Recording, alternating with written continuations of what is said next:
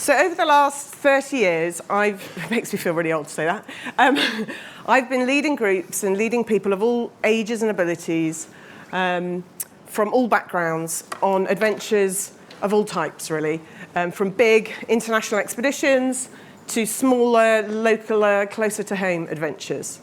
And I've witnessed the same thing time and time again, and that is the transformational power of adventure. I've seen adventure turn the timid into the confident, the addicted into the recovering, and the lost into the intentionally wandering. As a force for change, adventure is powerful like few others. And I'm sure that in this room, in this esteemed company at AdventureMind, I know that there are many of you out there that have also experienced or witnessed this too. I think it's the magic that keeps me coming back to adventure. And I'm sure it is for many of us here today. So, driven by my curiosity to understand what I was witnessing, I've spent the last decade or so researching multiple scientific disciplines to try to understand more about what it is that makes adventure so good for us. And I've discovered that there's actually a large evidence base supporting this idea. And there's many of you who have worked in this for a very long time, or maybe more recently. And there are actually hundreds of scientific research papers that have investigated the psychological impact of adventuring. Discovering that there was so much information out there, data out there, as well as the experience of witnessing these transformations, this impact, it led me to set up AdventureMind. Now, AdventureMind, its mission is to help more people access adventure for their mental health and well-being.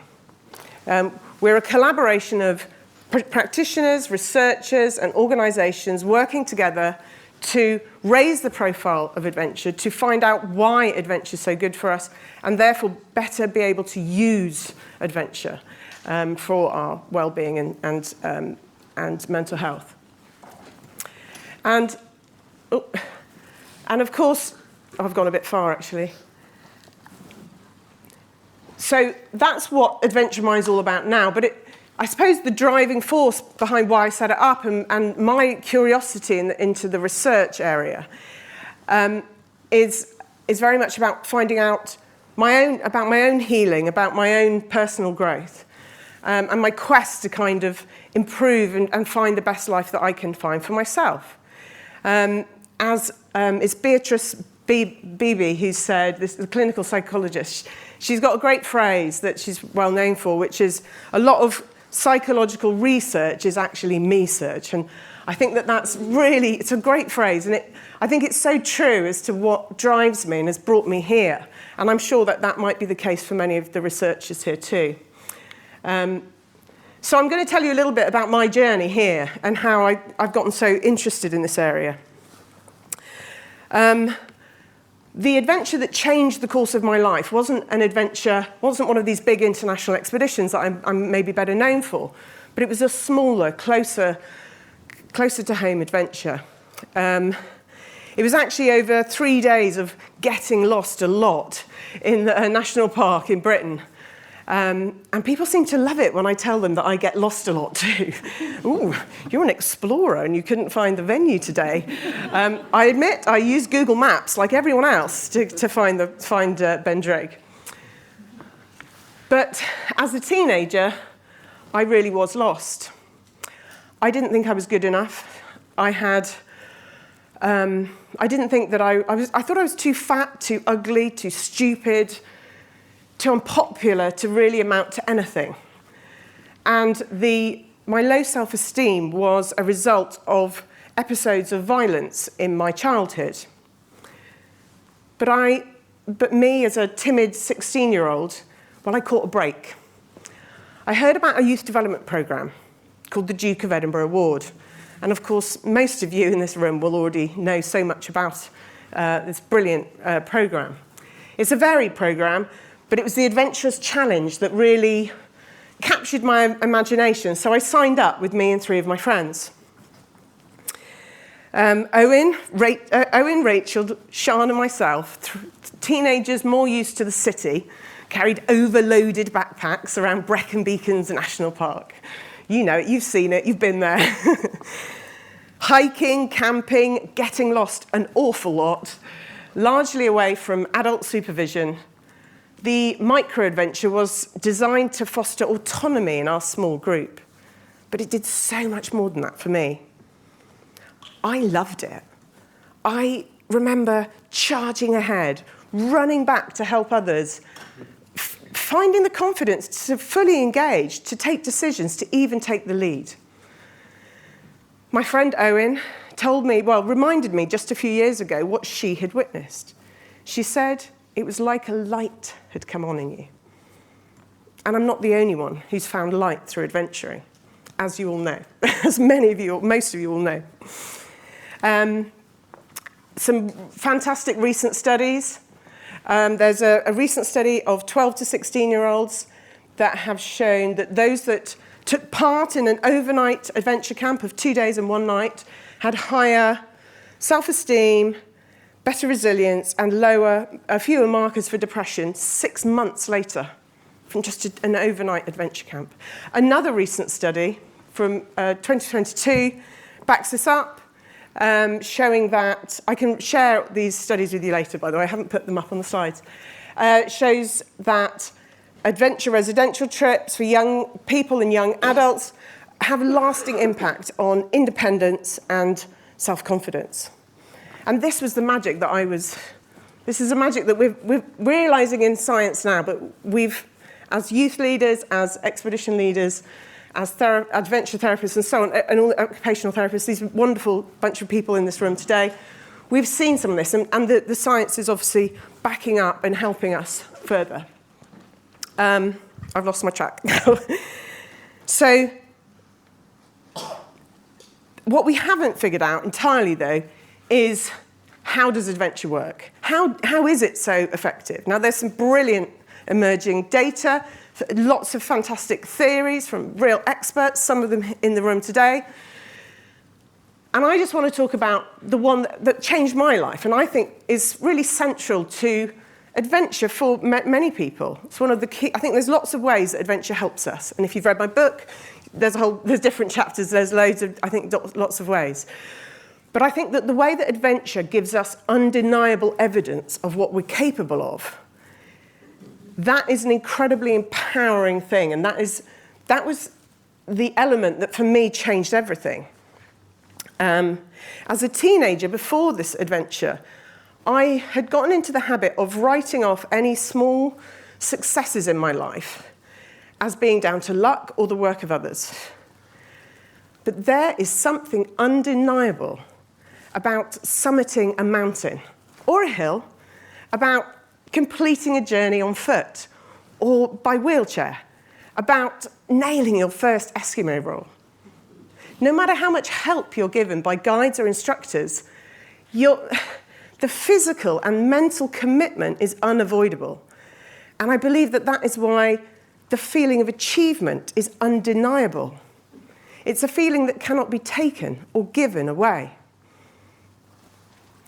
Thriving on my first micro-expedition in the British countryside, I now had evidence that I was capable of more than I'd ever before believed. I think this is a great gift for anyone, but I think it's the greatest gift you can give to a young person as they set out on their journey into adulthood. Because instead of writing off opportunities as being out of my reach, I could dream. I could start to plan what I wanted from my life. I deserved to have aspirations. Everyone deserves to. And that's why we have to make adventure more, it's one of the reasons we have to make adventure more accessible to everybody. But how do we do that? Well, the mission statement of AdventureMind is to help more people use adventure for their mental health and well-being. 10 years ago, when I would talk to people about adventure for well-being, adventure for mental health, and personal growth, in fact, I think the phrase I used to use was adventure changing lives. People often would give me a bit of a blank stare, but things are changing. What I've been doing over years, really, is if you've ever, some of you will have been to Explorers Connect events and so on. It was about celebrating normal people doing adventures and finding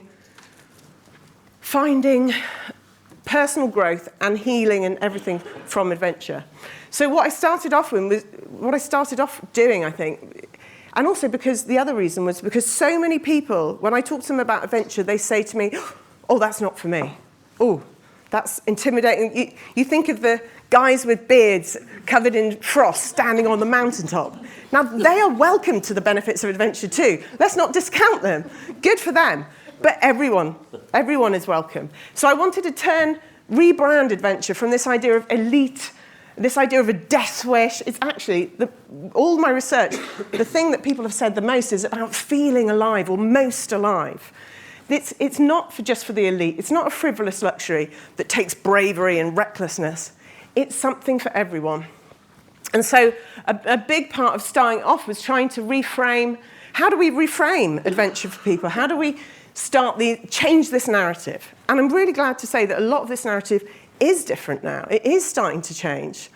I think also because of the impact of COVID and the fact that we are so aware of the mental health crisis in our country, and not just in our country, but in the whole world. I thought it was actually just the Western countries, but from last AdventureMind, we learnt that it was in fact much further. It's everywhere. So I go off track if I'm not careful. So this idea of essential for well-being, about healing and growth, about getting outside, finding magic outside your comfort zone, about reframing fear, about reframing uncertainty is something we need to be able to embrace and step into if we want to have full lives. All of these narratives are in my book, they're in my talks, and it's been what I've really been trying to spread, because we have to make adventure less intimidating. Adventure is not welcoming for everyone. And I think this was kind of step one, I guess. I always feel a bit embarrassed punting my book, but I wrote this book because it was the book I wish I'd had 20 years ago. I wrote this book because I've been curious for so long about what I was witnessing. I wanted to put a case for adventure and encourage people to make time and prioritize it in their own lives. And also, the book has been really helpful for practitioners, educators, and so on and so forth, because it's laced with lots of the research. And so, you know, we need that data, because it's really helpful for all of the funding and impact and so on. So, yes, I do have the book with me today. I bought one box. It's all I could bring on the train. I know many of you already have it. If you have a copy and you want it signed, happy to do that. If you'd like a copy, they make great Christmas presents. Then come and grab me. I'll be at the AdventureMind stand. But this book was again, one of the first things I wanted to do, because it's 3.5 years old now, the book. But it's all about changing the narrative. It's about spreading the word. And I love the way that every week I get an Instagram message or an email, and someone who's read it, and it's helped to refocus them, re-energize them, or get them into adventure even better. So that was some of the early stuff. Of course, AdventureMind is only going to be any good if it's a collaboration, if it's an alliance. So what we have now is a fantastic set of organizations and individuals working together to promote, to bring up the profile of adventure for well-being. What we have now as well is this wonderful evidence summaries. So we have a research collaborative, some brilliant research scientists, some of them are here today. And it's headed up by the fantastic Professor Helen Dodd at Exeter. She sadly can't be here today. But she is overseeing both trying to get more research published and commissioned in this area, but also to publish these evidence summaries. This is sort of one of the first steps that we're doing with the research collaboration. The first one is about the benefits of adventure for children. It's available on the AdventureMind website. You can find links to it. Please share it. They're written as to be up-to-date, clear, concise, non-jargon ways of explaining the science and the theory behind what we see. It helps to persuade guardians and parents and educators, but also it's there for practitioners. If you need to have a nice access to really up-to-date information for your impact report, for design of your adventures and so on, or interventions. Have a look at it. And please share it. Use the hashtag AdventureMind with it, and we will share it on from you again. I must mention the brilliant organisations behind the adventure summaries. We have many more coming. The University of Exeter, University of Central Lancashire, Sheffield Hallam University, Go Ape, and the Mental Health Foundation are all helping to make these evidence summaries happen and helping them to get out there. So thank you to the people who are supporting the organisations and people supporting them. If you would like to, if you'd like to author an evidence summary, I know we have some scientists here, researcher practitioners, or maybe you're just a very, very well-read practitioner. You can work with an evidence summary with Professor Dodd to produce something you think will be useful, basically. What we asked a couple of Adventure Minds ago was, what would you like? What would be helpful? And people said we want clear, easy-to-access data that we can use in our work. So that's what we've hopefully designed. So we've got a long-distance walking one coming out. We have an extreme expeditions one coming out. And various specific adventure types, like climbing and surfing. We're talking to people as well. So if you think that you would like to author something like that, please get in touch with Helen. If you'd like to share the data and share the the new evidence coming out, maybe it would be helpful content for your social media, for your newsletters. Maybe you talk about this sort of things. If you'd like to be an ambassador and work with AdventureMind, then Nikki's going to give a brilliant presentation about that in a minute, so I'm not going to say too much more about that. There's the website for the evidence summaries. I must also mention, before we get to our conference, the AdventureMind grant. Talking about accessibility, another little step in the right direction.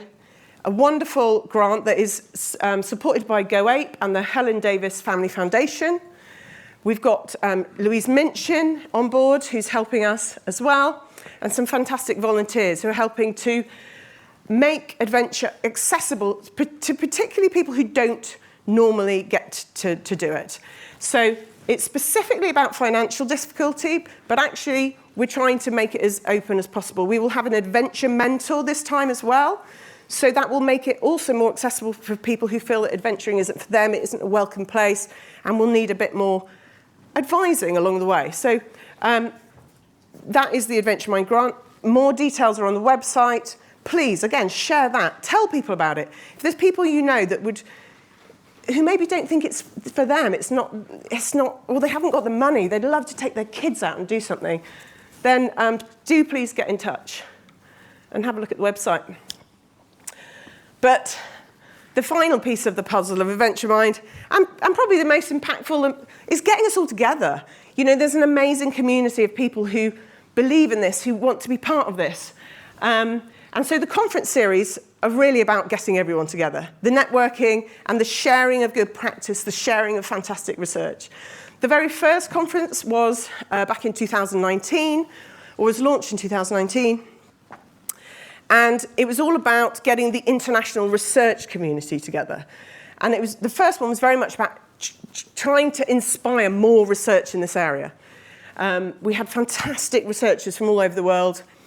And it was so successful because there's so much more research coming out now than ever before. For 30 years ago, we had a lot of research in this area. But we've had this kind of dearth, this kind of gap. There's wonderful amounts of research coming out now. So it's not that that isn't a priority. It still is fantastic. We still should applaud and celebrate it. But every other conference since has been much more about applying it, about supporting the practitioners to put this science, this data, this knowledge and theory into practice. So the conference series really are about celebrating great research, sharing great evidence-based practice, helping you to get funding has been an aspect as well. And you tell us, you tell me over this next couple of days, what do you want in these conference series? Because we want to help the practitioners to do what you do so well. and we want to help you to do that more. So it brings us to today. Last year was, the theme was Small Adventures, Big Impact, a step in the right direction towards accessibility. But this time we've gone the whole hog. With the help of Ben Drigg, accessible adventures. What do we want to do here? Well, if we're talking about the mission of trying to help more people access adventure for their mental health and well-being, we really have to talk about the barriers that people face. We really, and we need to do that openly and feeling in a safe space.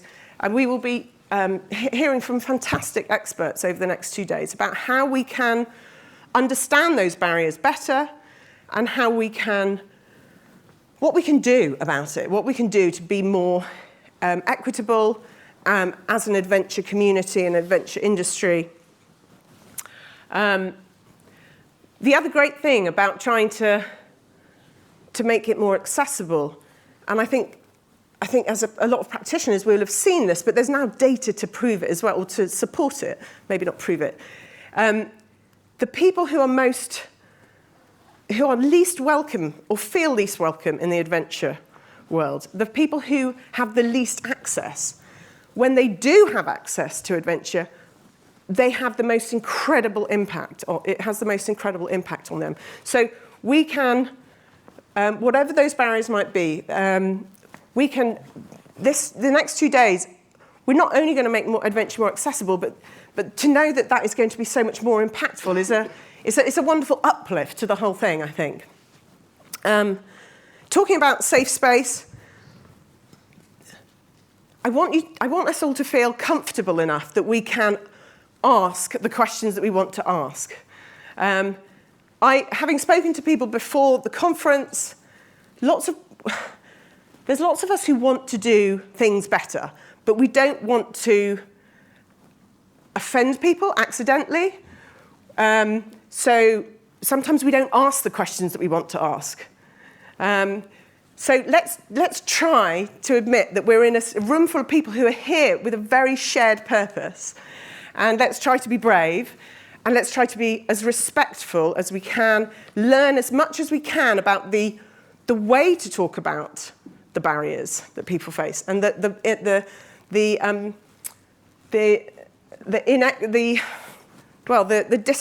what's the word?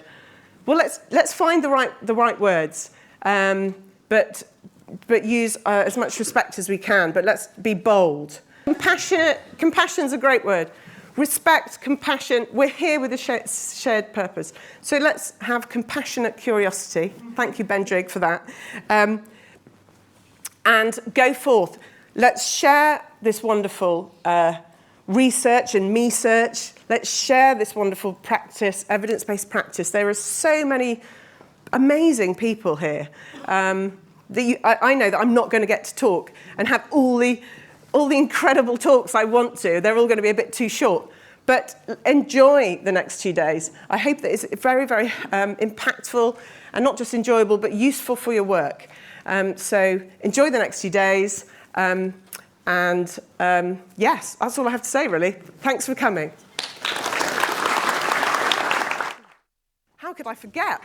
The wonderful Pink Nikki. No one can ever forget the wonderful Pink Nikki. Pink Nikki. Nikki is going to come up and talk about something that I just... do you need this? Yeah. That I mentioned earlier about the AdventureMind Ambassador Programme. Thank you, Nikki. Thank you. Good morning, everybody. Give her a big round of applause for a welcome.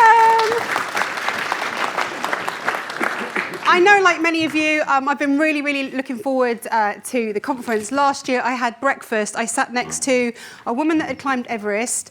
I sat next to a lady that was rowing the Atlantic. And then I sat next to Dave Gallagher. Where's Dave? And he made me jump off a 50-foot pole. So I found my tribe, and I loved it. And I was thinking, I love this place. I'm definitely coming back next year. So I'm Nikki Chisholm, better known as Pink Nikki, for obvious reasons. And I'm a freelance project manager specialising in projects, social media and marketing in the adventure community. One of the projects that Belinda and I have been working on since last year is... hang on. I was so excited I pressed all the buttons, was the AdventureMind ambassadors. And this really echoes what Belinda has been saying. We know there's lots of research out there, but that research is of no use unless it gets out into the broader community. So the AdventureMind ambassadors this is something that is open to any of you in the room. You can apply. Belinda and I read through the application and hopefully get you on board. So why do we need ambassadors? Now this is, again, it echoes the AdventureMind mission. It's to help more people use adventure for their well-being and mental health. Now Belinda has touched on this. She's been working with a group of scientists, professionals and researchers. Now these guys and women are delivering hard evidence with statistics and facts and figures that will prove everything that we know. Now, all of us in the room inherently feel and understand how brilliant adventure is. You don't need to tell us in the room. But what we do need to do is we need to tell other people. We need to tell the teachers in the schools. We need to tell the health professionals, the social workers. We need to get it out into the community. And then it gives them hard evidence for when they're putting forward projects and campaigns. They have that hard evidence to say, this works, this is good. Let's get the kids out in the fields, on a hill. Let's get people walking and talking. It works. But we need you to get that out into your communities. Now, we will provide you with the hard evidence. We will provide you with the social media assets. And we can get it out into the community. So everyone here has a different network. Your thing might be educators. Your thing might be schools, might be colleges, might be the prison system. Everyone is welcome here. Don't underestimate your networks. Imagine your network in this room. If all of you have 100 people and you're getting that out to 100 people, that's thousands of people that each of us and every one of us can get that information in front of it. And it's really important that we get it in front of policymakers, change makers, that people can make the right decisions. So that's why we need the ambassadors. And you guys in the room are the ambassadors that we are looking for. You inherently understand the data that's coming forward. The current data we've got is the benefits of adventure for children. Now, over the next year, different data will come forward. Some of them will resonate with what you do better than others. Use that data to elevate your projects, to give hard evidence to people. Because people think, oh, walking up a hill, what does that do? Well, we all bloody know what it does. It's bloody brilliant. But we need to get that out into the field. So when I'm talking to you, think about your networks. It could be a network of 10 people, but do you know a doctor? Do you know a nurse? Do you know a teacher? Who do you know that we can put this data in front? Now, the data is on the website, which Belinda touched on. You can also download that data. Oh, I'll move on to the next slide. Hang on. So what do the ambassadors do? If you guys want to step forward and be an ambassador, your primary role is sharing this research. Oh, 1 minute. Bloody hell, that went quick. Oh my God, I better flick through. You need to be social media savvy. So every couple of weeks, I'll put some data up online. I just need you to share it. So share it and comment on it and get it out into your social media. Now, some of you will be brilliant at newsletters. Some of you will be brilliant at blogging. Some of you will be brilliant at networking. So tap into your superpower. Some of you say, God, I can't stand social media, but just share 2 posts. Everybody here can do that. And then you can deliver it at a conference, at a networking event. Use your superpower to get the data out into the community. And also, we want to share your good news. So if you've got some evidence for us that says, this is what I've been doing, this is the data working, and some photos, share it and we can share it on. So obviously, what's in it for me? Everyone likes a bit of what's in it for me. But being an ambassador, what I want you to do is to shine and showcase yourself in a different arena. So if you're an ambassador today, they will have the yellow, what's these words? Lanyards. They'll have yellow, can't say it, lanyards on. It allows you to grow your network. It opens conversations. It's a conversation starter. It gives you unique content, which nobody else in the UK will have. So you're posting unique content, which you can use to start conversations and open doors. It gives you a feel-good factor. We're all here. We're all trying to do the right thing. We all have products and services that are in the adventure field. So use your websites, use your social media, use your newsletters, and showcase. I'm an ambassador. Get the logo up on your website. Showcase who you are. Tap into the other ambassadors. Create partnerships, and see how you can help each other. As we all know, collaboration is where it works. So I want you to meet some of the team in the room. Is Jess here? She's not here yet. Dave, stand up. Gallagher. I don't care. You made me jump off a pole. I'm never going to forgive you. I can feel my legs shaking now. Mark, come on, stand up so I can introduce you. Have we got Stu Skinner? Later. Mark's there. Murphy?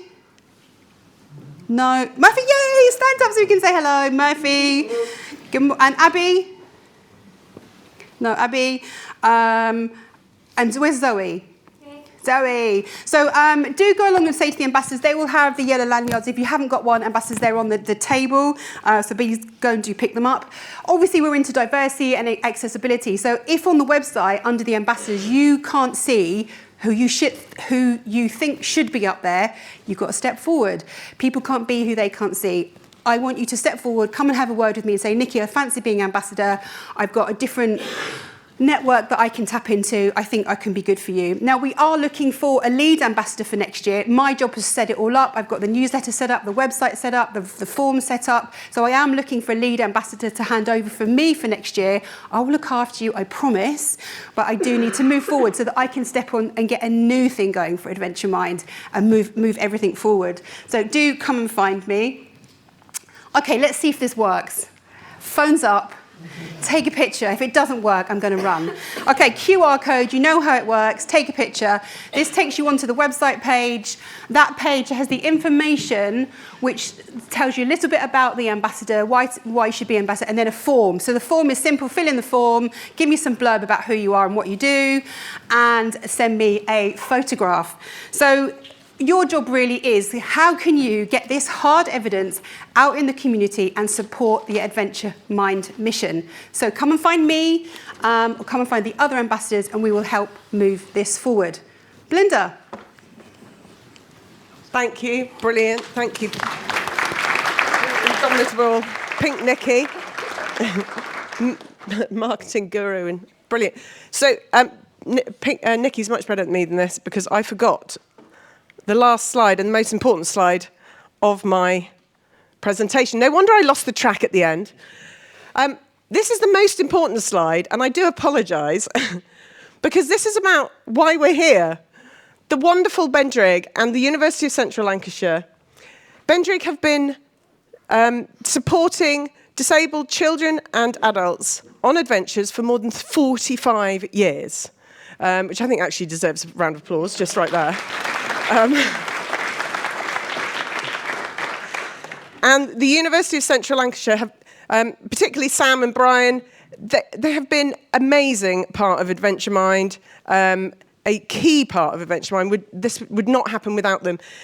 Bendrig and the University of Central Lancashire, particularly the forefront, the University of Central Lancashire, the forefront of social prescribing and getting this evidence, getting these ideas, these theories into practice, and hopefully funded via social prescribing in future as well. They are doing such great work. These two organisations are running and hosting and sorting out this conference.